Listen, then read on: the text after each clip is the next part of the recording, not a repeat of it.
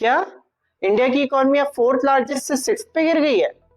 Recently आपने ये news सुनी होगी और आपको लग रहा होगा कि ऐसा क्या हो गया इंडिया की इकोनॉमी को जो ये डाउनफॉल आ गया। तो चलिए जानते हैं तीन मेजर रीजंस जिसकी वजह से ऐसा हुआ है।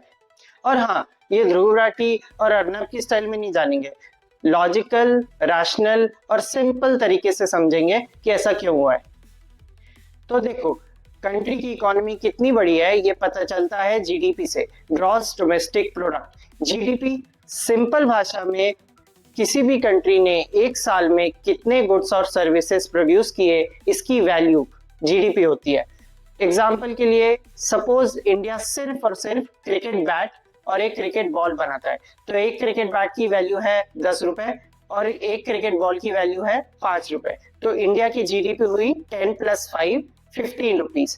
ये होता है जीडीपी सिंपल भाषा में। अब आ जाते हैं उन तीन मेजर रीजंस पे जिसकी वजह से इंडिया की इकोनॉमी थोड़ा वीक हो गई है। पहला, करेंसी एक्सचेंज रेट। तो डॉलर के कंपैरिजन में इंडियन रुपीस थोड़ा वीक हो गया है। इसका सिंपल मतलब है कि लेट्स से पहले $1 होता था 80 रुपीज का, तो अब $1 हो गया है 90 रुपीज का। इसकी वजह से जब हम डॉलर्स में सारी कंट्रीज का जीडीपी कैलकुलेट करेंगे तो इंडिया का जीडीपी अपने आप थोड़ा कम हो जाएगा।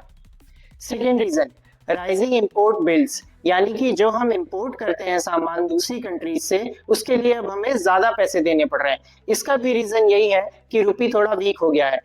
लेट्स से मैंने ईरान से $1 का ऑयल खरीदा तो उसके लिए मुझे 80 रुपीज देने पड़ रहे थे पहले, पर रुपी वीक होने की वजह से अब मुझे 90 रुपीज देने पड़ेंगे। इसकी वजह से हमारा इंपोर्ट बिल बढ़ गया और जीडीपी के कैलकुलेशन में इंपोर्ट माइनस होता है, इसलिए हमारा जीडीपी नीचे आ गया।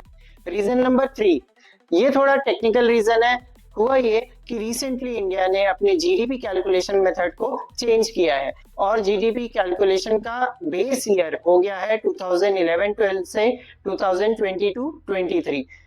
ये एक पीरियोडिक प्रोसेस है, हर 5-6 साल में ऐसा होता है कि इंडियन गवर्नमेंट अपना जीडीपी का बेस ईयर चेंज करती है। पर यह भी एक रीजन है जिसकी वजह से इंडिया का जीडीपी अब कम हो गया है।